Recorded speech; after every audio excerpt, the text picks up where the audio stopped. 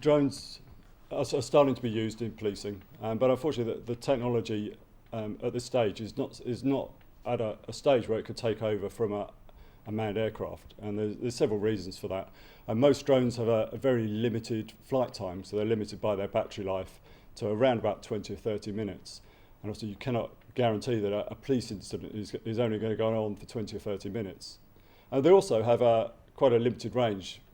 They have to be taken by vehicle to the vicinity of an incident and then launched, and then they give a very narrow field of view, whereas a helicopter can cover a large area, and not only does it use its camera, it uses the crew looking out of the window who will control the scene from the air. So we're not just talking about an airborne camera, we're talking about an airborne command and control platform. So in a major public order, something like a big football match, there's thousands of people, there's incidents will happen at a street next to the football stadium. A few seconds later it'll be half a mile away.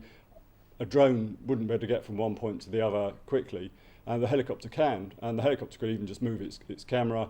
The crew can actually make a decision in the air, which is the most important task. They talk to the units on the ground and they can position them. And that's something that drone technology is not capable of yet. There are larger drones that the military use out in places such as Afghanistan that can do a lot of surveillance, following vehicles, and are a very useful tool. And in the future they could become something that we could use in policing. But unfortunately we have very busy airspace in this country. There's numerous aircraft. There's very few places in the country that don't have airports and civilian aircraft operating in them.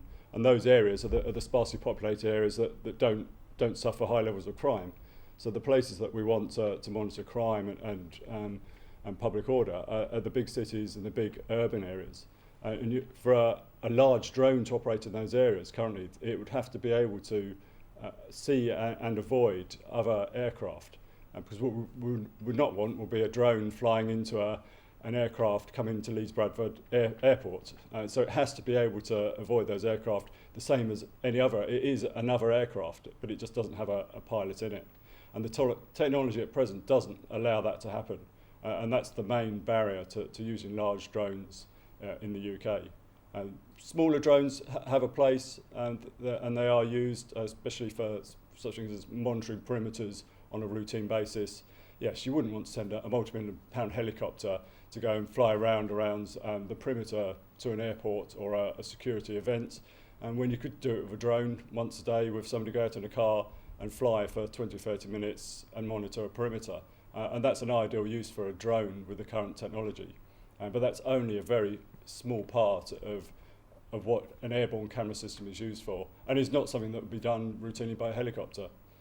So I think at the moment the technology is not at a stage where it can replace a helicopter. I think in the future it may mean that we'll need less helicopters, and the helicopters can do the larger events, and they can transport specialist officers and personnel around the country, and drones could do some of the surveillance and some of the routine security work. But I think they'll complement our helicopters and may allow opportunities for reduced costs. If you can use a reduced number of helicopters with a mix of drones, there's opportunities in the future, and the technology is moving very fast. But the safety and the regulation has to be kept up with by technology, and it isn't currently at that stage. Speaking for the National Police Air Service, we operate the manned aircraft, which is basically the non-drone type. But police forces up and down the country are becoming increasingly aware that drones have a part to play in policing.